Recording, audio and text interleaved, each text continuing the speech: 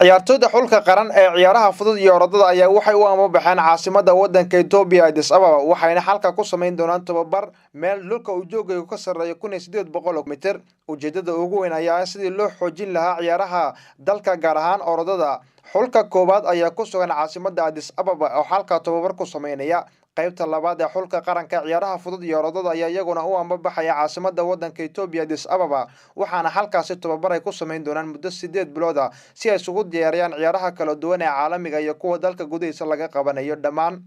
waxaana dhammaan maalgelinaysa xoogay dawladda dhalinta iyo ciyaaraha kharashka ku baxaya waxa bixinaysa wasaaradda waana ku faraxsanahay waxaana rajaynaynaa inaan natiijo fiican aan keeni doono